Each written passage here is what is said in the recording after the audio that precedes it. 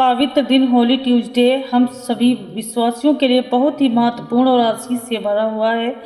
यह दिन हमें याद दिलाता है कि प्रभु यीशु मसीह ने अपने जीवन के अंतिम दिनों में लोगों को सत्य, विश्वास और जागरूकता का संदेश दिया था। उन्होंने हमें सिखाया कि हमें हमेशा तैयार रहना चाहिए, अपने मन को शुद्ध रखना चाहिए और परमेश्वर के वचन पर दृढ़ बने रहना चाहिए। आज हम सब यहाँ एक परिवार की तरह एकत्र हुए हैं ताकि हम मिलकर बाइबल के वचनों को समझ सकें, साधारण, सरल और सच्चे शब्दों में, क्योंकि परमेश्वर का वचन केवल पढ़ने के लिए नहीं बल्कि अपने जीवन में अपनाने के लिए है। जब हम इसे अपने दिल से सुनते हैं तो यह हमारे जीवन को बदल देता है, हमें सही रास्ता दिखाता है और हमारे अंदर नई आशा और नया विश्वास भर देता है। प्यारे भाइयों और बहनों, आज हम केवल सुनने नहीं आए बल्कि सीखने आए हैं ताकि हम जान सकें कि प्रभु हमसे क्या चाहते हैं और हम अपने जीवन को कैसे उनके अनुसार ढाल सकते हैं। आज हम बाइबल के वचनों को जानेंगे, समझेंगे और फिर हम सब मिलकर आप सभी के लिए प्रार्थना भी करेंगे ताकि परमेश्वर की शांति, आशीष और कृपा आप सबके जीवन में बनी रहे। आइए खुले दिल और सच्चे मन के साथ इस पवित्र समय को ग्रहण करें, क्योंकि आज का दिन आपके जीवन में एक नई शुरुआत लेकर आ सकता है। तो पहला वचन पढ़ेंगे, मत्ती 25:13 में लिखा हुआ है, इसलिए जागते रहो क्योंकि तुम ना उस दिन को जानते हो ना उस घड़ी को।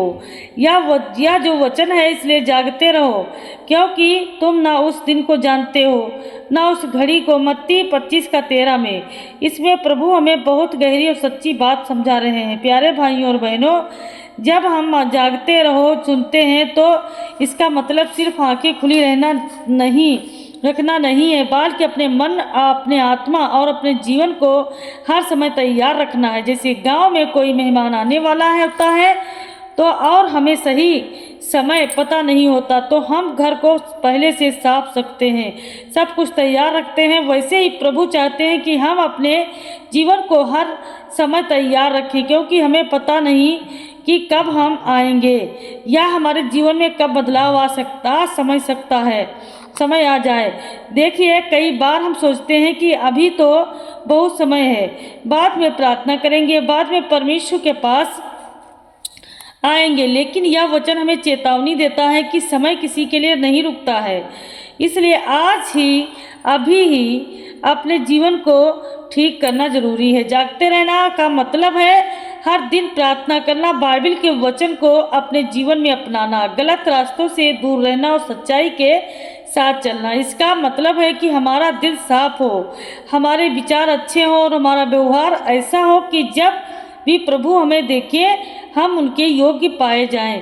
पास्टर अमिता के रूप में मैं आप सबको बहुत सरल शब्दों में यही कहना चाहती हूँ, अपने जीवन को ऐसे जियो जैसे प्रभु आज ही आने वाले हैं। किसी से बैर मत रखो, दिल में बुराई मत रखो और हर दिन को परमेश्वर का उपहार समझ कर प्रेम और विश्वास के साथ जियो, क्योंकि जब हम जागरूक रहते हैं, तैयार रहते हैं, तब डर नहीं लगता बल्कि शांति और आनंद मिलता है। यही इस वचन का असली अर्थ है, हर समय तैयार रहना, विश्वास में मजबूत रहना और परमेश्वर के साथ जुड़े रहना। तो आइए अब सब मिलकर प्रार्थना करते हैं। हे हमारे जीवित परमेश्वर, हम आपके सामने झुकते हैं और आपका धन्यवाद करती हूँ इस सुंदर दिन के लिए, इस जीवन के लिए और आपकी अनगिनत आशीषों के लिए। प्रभु, आज के इस पवित्र समय में हम अपने मन, अपने विचार और अपने पूरे जीवन को आपके हाथों में सौंपती हूँ। आप हमारे दिलों को जानने वाले परमेश्वर, इसलिए हम आपसे कुछ छुपा नहीं सकते। हे प्रभु, यदि हमारे जीवन में कोई गलती हुई है, कोई पाप हुआ है, कोई ऐसी बात है जो आपको पसंद नहीं है, तो हमें क्षमा करें, हमारे हृदय को शुद्ध कर दें, हमारे मन को नया बना दें और हमें सही रास्ते पर चलने की सामर्थ्य दें। हमें ऐसा जीवन जीना सिखाइए जो आपको प्रिय हो। प्रभु यीशु, आज हम आपसे यह भी प्रार्थना करते हैं कि आप हर उस व्यक्ति को छुए जो इस प्रार्थना को सुन रहा है, जो भी दुख में है उसे शांति दें, जो भी बीमारी में है उन्हें उसे चंगाई दें, जो भी चिंता में और परेशानी में है उसे अपनी सामर्थी हाथों से संभाल लें। उनके घरों में आशीष भर दें, उनके जीवन में आनंद और सुकून भर दें। ये परमेश्वर हमें हमेशा जागते रहने की बुद्धि दें, ताकि हम आपके वचन के अनुसार जीवन जी सकें। हमें सच्चाई में चलना सिखाएं, प्रेम करना सिखाएं और विश्वास में मजबूत बनाएं। ऐसा करें कि हमारा हर दिन आपके नाम की महिमा के लिए और हमारा जीवन दूसरों के लिए एक आशीष बन जाए। हालेलुया। हे प्रभु, हम आपसे यह भी विनती करते हैं कि आप हमारे परिवारों पर अपनी कृपा बनाए रखें। हर घर में आपकी शांति का वास हो, हर रिश्ते में प्रेम और समझ पड़े, और जहाँ मनमुटाव है वहाँ मेल करा दीजिए, जहाँ टूटन है वहाँ जोड़ दीजिए, और जहाँ निराशा है वहाँ नई आशा भर दीजिए। प्रभु, हमारे कामों को, हमारी पढ़ाई लिखाई को और हमारे भविष्य को भी आप अपने हाथों में ले लीजिए।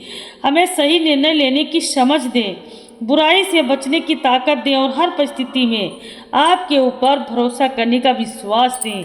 जब हम कमज़ोर पड़ें तब आप हमें संभालें, जब हम डरें तब आप हमें हिम्मत दें, और जब हम भटकने लगे तब आप हमें सही रास्ता दिखाएं। हे दयालु परमेश्वर, हमें ऐसा हृदय दे जो दूसरों के दुख को समझ सके और ज़रूरतमंदों की मदद कर सके, और जो हर समय प्रेम और दया से भरा रहे।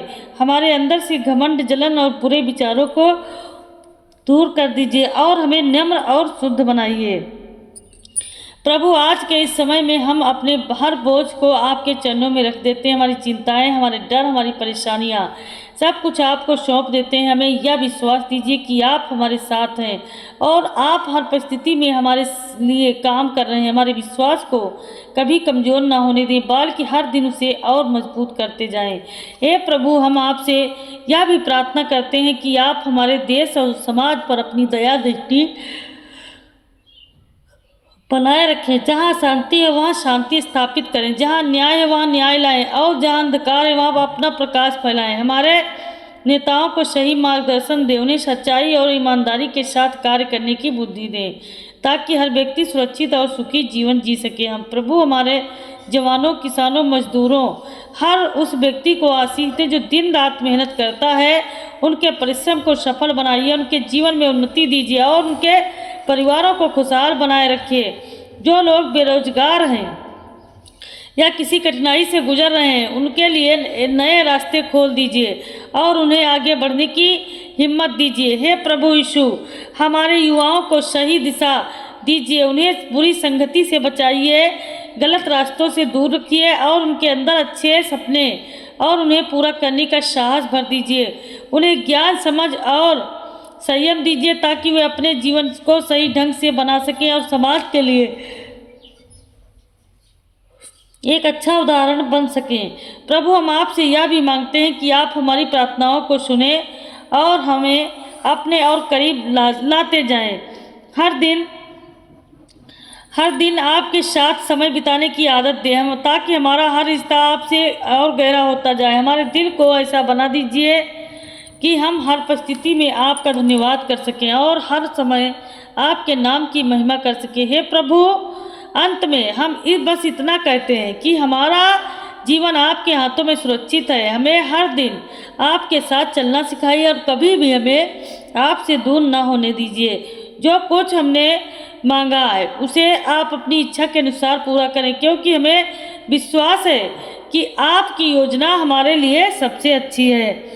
तो हम आपको धन्यवाद देते हैं, आपकी स्तुति करते हैं और आपका और अपना पूरा जीवन आपको समर्पित करते हैं। यह प्रार्थना हम प्रभु यीशु मसीह के नाम से मांगते हैं। आमीन, आमीन, आमीन। मेरे प्यारे भाइयों बहनों, आज के इस आशीषित समय के लिए आप सभी का धन्यवाद। हमें विश्वास है कि परमेश्वर का वचन और यह प्रार्थना आपके जीवन में शांति, समझ और नई आशा लेकर आई है। अब हम आपसे विदा लेते हैं, लेकिन यह अंत नहीं है, क्योंकि कल हम फिर से मिलेंगे होली वेडनेसडे के इस विशेष दिन पर नए वचन, नई समझ और एक नई गहरी प्रार्थना के साथ। इसीलिए तैयार रहिए, विश्वास के साथ जुड़े रहिए और परमेश्वर के वचन को अपने जीवन में स्थान दीजिए। हालेलुया, धन्यवाद यीशु। आमीन, आमीन, आमीन।